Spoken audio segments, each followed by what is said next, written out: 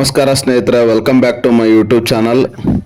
ನೋಡಿ, ಇಲ್ಲಿ ಬೆಂಕಿಯ ಕೆಂಡವನ್ನು ಮಾಡ್ತಿದ್ದಾರೆ. ಇದು ಕಂದನಾರ್ ಕೇಲನಿಗೋಸ್ಕರ ಮಾಡ್ತಿರೋದು. ನಾನು ಹಿಂದಿನ ವಿಡಿಯೋದಲ್ಲಿ ನಿಮಗೆ ಆಲ್ರೆಡಿ 3 ದೈವಗಳ ಬಗ್ಗೆ ನಿಮಗೆ ಇನ್ಫಾರ್ಮೇಷನ್ ಕೊಟ್ಟಿದ್ದೆ.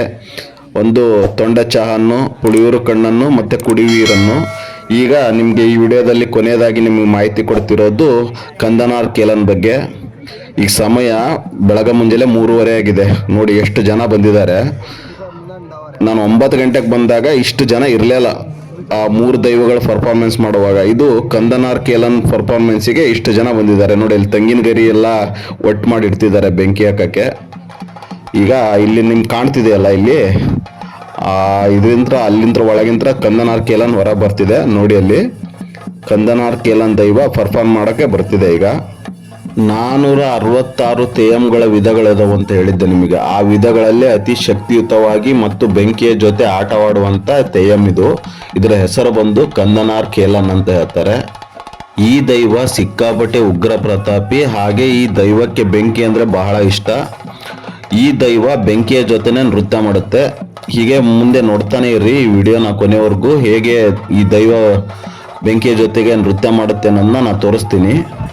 ನನ್ನ ಹಿಂದಿನ ವಿಡಿಯೋದಲ್ಲಿ ತೋರಿಸಿದಂಥ ದೈವಗಳಿಗೆ ಕಂಪೇರ್ ಮಾಡಿದರೆ ಈ ದೈವದ ಆಚರಣೆ ಮತ್ತು ಅದರ ವಸ್ತ್ರ ವಿನ್ಯಾಸ ಬಹಳ ಡಿಫ್ರೆಂಟ್ ಆಗಿದೆ.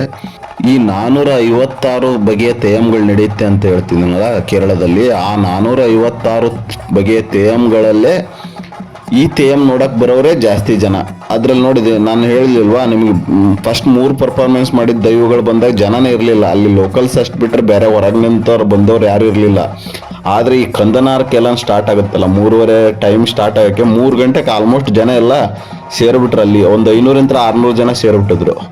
ಈ ಕಂದನಾರ್ ಕೇಲನ್ನ ದೈವದ ಆಚರಣೆ ಕೇರಳದ ಎಲ್ಲ ಭಾಗದಲ್ಲೂ ನಡೆಯಲ್ಲ.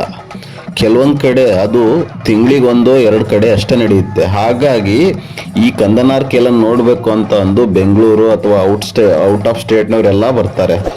ನಾ ಆಲ್ರೆಡಿ ನಿಮಗೆ ಹೇಳಿದ್ದೆ ಬೆಂಕಿ ಕೆಂಡ ಹಾಕ್ತಿದ್ದಾರೆ ಅಂತ ಅಂದು. ಬೆಂಕಿ ದೊಡ್ಡ ದೊಡ್ಡ ಕಟ್ಟಿಗೆಗಳಂತಂದು ಒಟ್ಟುಗೂಡಿಸಿ ಬೆಂಕಿ ಹಾಕಿದ್ರು. ಅದನ್ನ ಕೆಂಡಗಳಾಗೋವರೆಗೂ ಕಾಯ್ದು ವೇಟ್ ಮಾಡಿ, ಕೆಂಡ ಆದಮೇಲೆ ಅದನ್ನ 4 ಗುಡ್ಡೆಗಳನ್ನು ಮಾಡಿ ಈ ಕಂದನಾರ್ ಕೇಲನ್ ಪರ್ಫಾರ್ಮೆನ್ಸ್ ಮಾಡೋಕ್ಕೆ ಆ ಕೆಂಡಗಳನ್ನು ಯೂಸ್ ಮಾಡ್ತಾರೆ. ಈ ವಿಡಿಯೋ ಶುರುವಾಗುತ್ತೆ ಈಗ. ಒಂದು 3 ನಿಮಿಷ ನೀವು ಸ್ಟನ್ ಆಗಿ ಕುತ್ಕೋಬಹುದು ಆ ಪರ್ಫಾರ್ಮೆನ್ಸ್ ನೋಡೋಕ್ಕೆ. ಈಗ ನೋಡಿ ಶುರು ಆಗುತ್ತೆ.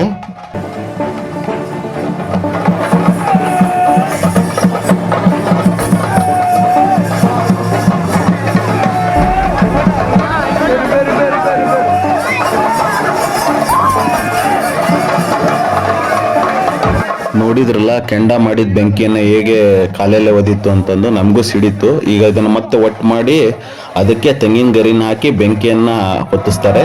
ಈಗ ಮತ್ತೆ ಬಂದು ಆ ಕಂದನಾರ್ ಕೇಲನ್ ಪರ್ಫಾರ್ಮ್ ಮಾಡುತ್ತೆ. ನೋಡಿ ಈಗ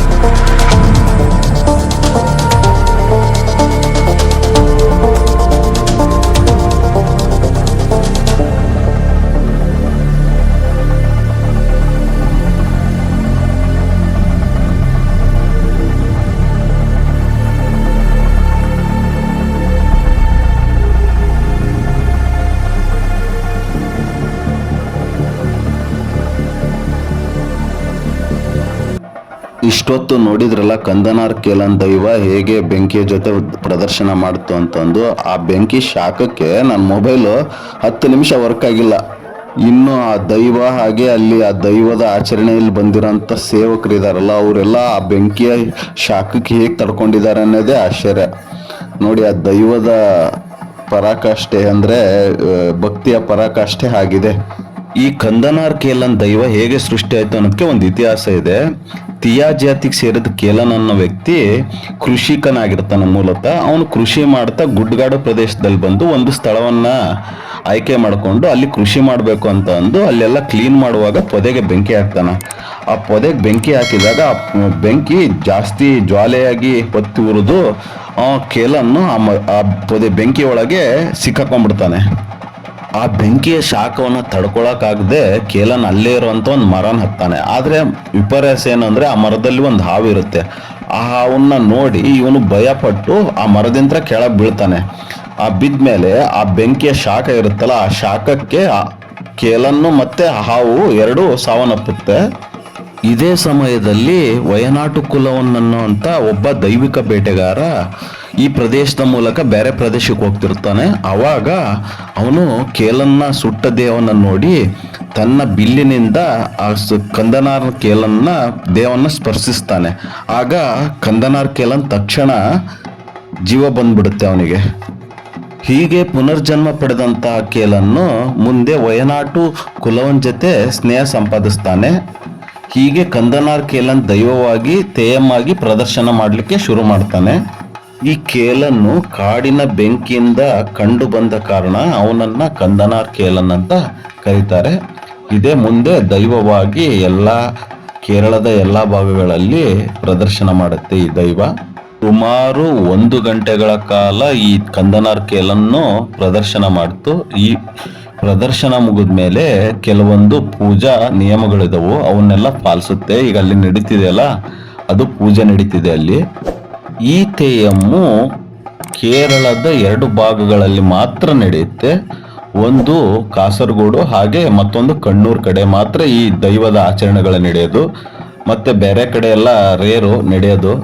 ಹಾಗಾಗಿ ನೀವು ಈ ತೇಯಂನ ನೋಡಕ್ ಬರಬೇಕು ಅಂತಂದ್ರೆ ನೀವು ಅಕ್ಟೋಬರ್ ನಿಂತ್ರ ಏಪ್ರಿಲ್ವರೆಗೂ ಇರುತ್ತೆ ಎವ್ರಿ ವರ್ಷ. ಕಾಸರಗೋಡು ಹಾಗೂ ಕಣ್ಣೂರಿನ ಕೆಲವು ಹಳ್ಳಿಗಳಲ್ಲಿ ಆಯಾ ಬುಡಕಟ್ಟು ಜನಾಂಗದವರು ಈ ತೇಯಂನ ನಡೆಸ್ತಾರೆ. ಹಾಗೆ ಕೆಲವೊಂದು ದೊಡ್ಡ ದೊಡ್ಡ ದೇವಸ್ಥಾನಗಳಲ್ಲೂ ಈ ತೇಯಂ ನಡೆಯುತ್ತೆ. ಈ ತೇಯಂನ ಆಚರಣೆಗಳು ಸುಮಾರಾಗಿ ನಡೆಯೋದು ರಾತ್ರಿ ವೇಳೆ. ಕೆಲವೊಂದು ತೇಯಂಗಳು ಹಗಲಿನಲ್ಲಿ ನಡೆಯುತ್ತೆ. ಈ ತೇಯಮ್ಮು ಎಲ್ಲಿ ನಡೆಯುತ್ತೆ, ಹೇಗೆ ನಡೆಯುತ್ತೆ, ಯಾವಾಗ ನಡೆಯುತ್ತೆ ಅಂತ ಅಂದು ನಿಮಗೆ ಇನ್ಫಾರ್ಮೇಶನ್ ಬೇಕಾದರೆ ಗೂಗಲಲ್ಲಿ ಹೋಗಿ ತೇಯಂ ಕ್ಯಾಲೆಂಡರ್ ಅಂತ ಕೊಟ್ಟರೆ ಆ ತಿಂಗಳಲ್ಲಿ ಆಯಾ ತೇಯಂಗಳು ಎಲ್ಲೆಲ್ಲಿ ನಡೆಯುತ್ತೆ ಅನ್ನೋದ್ರ ಬಗ್ಗೆ ಇನ್ಫಾರ್ಮೇಶನ್ ಸಿಗುತ್ತೆ. ಹಾಗೆಯೇ ಪ್ಲೇಸ್ಟೋರಲ್ಲಿ ಹೋದರೆ ಎವ್ರಿ ಇಯರು ತೇಯಂ ಕ್ಯಾಲೆಂಡರ್ ನಡೆಯೋದ್ರ ಬಗ್ಗೆ ಆ್ಯಪ್ಗಳು ಬಿಡುಗಡೆ ಮಾಡ್ತಾರೆ. ಆ ಆ್ಯಪ್ನಲ್ಲಿ ಹೋಗಿನೂ ನೀವು ನೋಡ್ಬೋದು. ನೀವು ಈ ತೇಯಂ ನೋಡಕ್ ಬರಬೇಕು ಅಂದರೆ ಬೆಂಗಳೂರಿಂತ್ರ ಬರೋರಾದರೆ ನಿಮಗೆ ಬೆಂಗಳೂರು ಟು ಕಣ್ಣೂರು ಟ್ರೈನ್ ಇದೆ, ಆ ಟ್ರೈನಿಗೆ ಬಂದು ಬರ್ಬೋದು. ಈಗ ಸಮಯ 5:30 ಆಯ್ತು. ಈಗ ಬೆಳಗ್ಗೆ ಮುಂಜಾನೆ ಆಲ್ಮೋಸ್ಟು ಈ ಕಂದನಾರ್ ಕೇಲನ್ನ ತೇಯಂನ ಪ್ರದರ್ಶನದ ಎಲ್ಲ ಅಂತಿಮ ಘಟ್ಟಕ್ಕೆ ಬಂದಿದ್ದೀವಿ ನಾವೀಗ. ಈಗ ಮತ್ತೆ ಇದನ್ನ ನೋಡ್ಕೊಂಡ್ಮೇಲೆ ಈಗ ಎಲ್ಲರೂ ಹೋಗ್ತಾರೆ, ನಾವು ಹೊರಡಬೇಕೀಗ. ನಾನೀಗ ಆಟೋ ಹಿಡಿದು ಇಲ್ಲಿಂದ ಸುಮಾರು 2 ಕಿಲೋಮೀಟರ್ ದೂರದಲ್ಲಿರುವಂಥ ಕಣ್ಣಪುರ ರೈಲ್ವೆ ಸ್ಟೇಷನ್ಗೆ ಹೋಗ್ಬೇಕು. 6:30ಗೆ ಟ್ರೈನ್ ಇದೆ. ಅಲ್ಲಿಂದ ಕಣ್ಣೂರಿಗೆ ಹೋಗಿ ಮತ್ತೆ ಕಣ್ಣೂರಿಂತ್ರ ರೂಮಿಗೆ ಹೋಗಿ ರೆಸ್ಟ್ ಮಾಡ್ತೀನಿ. ಈ ವಿಡಿಯೋ ಇಷ್ಟ ಆಗಿದ್ರೆ ದಯವಿಟ್ಟು ಸಬ್ಸ್ಕ್ರೈಬ್ ಮಾಡಿ ಹಾಗೆ ಲೈಕ್ ಮಾಡಿ. ಸುಮಾರು ಜನ ನನ್ನ ವಿಡಿಯೋಗಳು ನೋಡ್ತೀರಾ ಆದರೆ ಸಬ್ಸ್ಕ್ರೈಬ್ ಮಾಡಲ್ಲ, ದಯವಿಟ್ಟು ಸಬ್ಸ್ಕ್ರೈಬ್ ಮಾಡಿ. ಹಾಗೆಯೇ ಈ ವಿಡಿಯೋಗಳ ಬಗ್ಗೆ ನಿಮಗೆ ಅನಿಸಿಕೆ ಅಭಿಪ್ರಾಯ ಇದ್ದರೆ ಕಾಮೆಂಟ್ ಮೂಲಕ ತಿಳಿಸಿ. ಎಲ್ಲರಿಗೂ ಒಳ್ಳೆಯದಾಗಲಿ. ಧನ್ಯವಾದಗಳು.